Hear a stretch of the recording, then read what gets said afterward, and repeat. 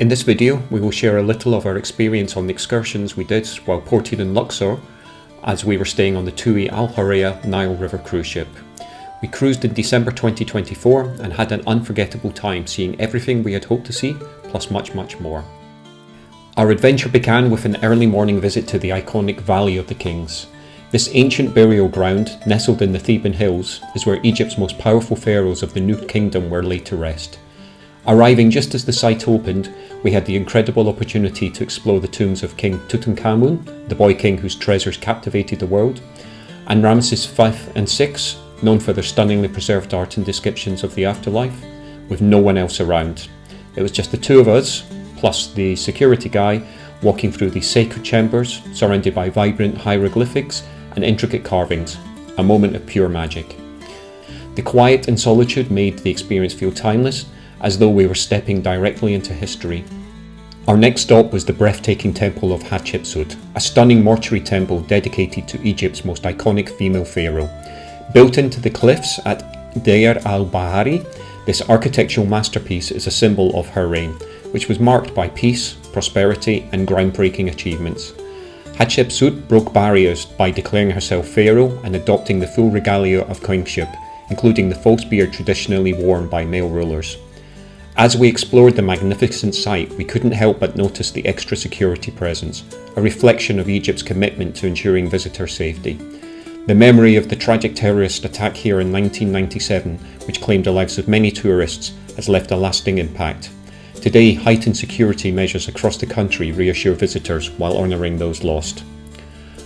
Walking through the towering colonnades and visiting the newly uncovered areas while gazing at the reliefs of celebrating Hatshepsut's achievements, we felt humbled to witness a site so steeped in history and resilience. After visiting the temple, we headed back towards the river for a ride back to our ship on a Felucca, but on the way, we stopped to visit the Colossi of Memnon for a few minutes. These giant statues are visible from the road and are certainly worth visiting, if only for a few more photos. After exploring the Valley of the Kings and Hatshepsut Temple, we looked forward to a peaceful Felucca ride along the Nile. Feluccas are traditional wooden sailboats that rely entirely on the wind to glide across the water, offering a tranquil way to experience this legendary river. Unfortunately, we happened to visit on a day with no wind, and despite our captain's best efforts, including rowing us out further into the river in search of a breeze, the sails remained still. In the end, we had to call in a motorboat to tow our Felucca back to the dock. While it wasn't the serene sailing experience we'd imagined, it was still a unique and memorable part of the journey. The determination and ingenuity of our captain, coupled with the beauty of the Nile's waters, turned what could have been a disappointment into a charming story we'll always remember. The next day began with one of the absolute highlights of our trip, a sunrise hot air balloon ride over the West Bank. Floating high above the city, we were treated to panoramic views of the Nile, the temples, and the sprawling fields, all bathed in the golden light of dawn. It was a breathtaking experience looking down on the houses and fields of today, with ancient temples in the Valley of the Kings always in view. We had a very skilled pilot who managed to take us into the desert for our landing, but one of the other balloons was not so lucky and ended up in a field, meaning a muddy walk back to the van for those on board. If you're worried about being scared of heights, don't let that stop you.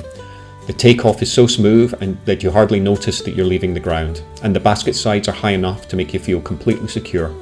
As we drifted quietly above the city, the stillness and perspective made it a magical experience we'll never forget. This truly was an unforgettable start to the day and an experience we'd recommend to anyone visiting Luxor.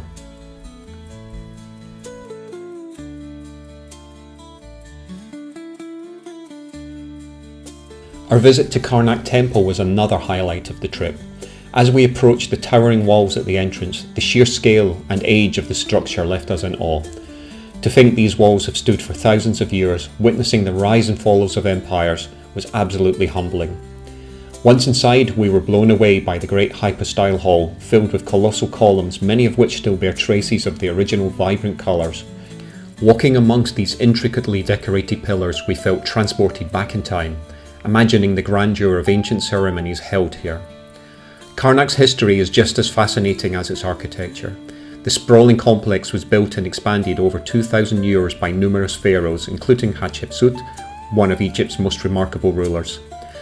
Sadly, much of Hatshepsut's legacy was erased after her death, as her stepson, Tutmosis III, ordered the destruction of her images, trying to solidify his claim to the throne.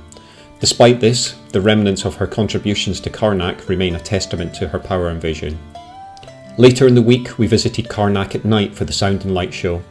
This is the only thing that happened in our time in Egypt that we wouldn't recommend to others. It was very outdated, very aged, just not a very good experience at all. So save your money and do something else that night. From Karnak, it is possible to walk along the Avenue of Sphinxes, an ancient ceremonial pathway lined with over 1,000 Sphinx statues connecting Karnak Temple to Luxor Temple. This grand avenue has recently been restored, offering an incredible glimpse into how these two temples were once united in ancient times. Unfortunately, we didn't have time to walk as our ship was sailing that afternoon, so we were driven to Luxor Temple. Luxor Temple, visible from our ship, was another unforgettable stop.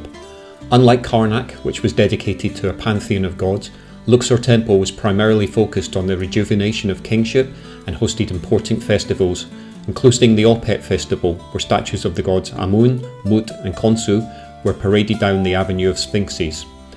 Built by Amenhotep III and later expanded by Ramses II, the temple also features Roman additions, including a shrine dedicated to the Roman Emperor Augustus. Standing before the colossal statues of Ramses II at the entrance and exploring the intricately carved walls inside, we could feel the layers of history that make Luxor Temple so unique. It was a perfect complement to Karnak, each temple offering its own story and perspectives on the grandeur of ancient Egyptian civilizations. A few minutes' walk from the ship was the Mummification Museum, one of the more unique experiences during our time in Luxor. This small but fascinating museum is dedicated to the ancient Egyptian art of preserving the body for the afterlife. It was also a great way to finish our days in Luxor.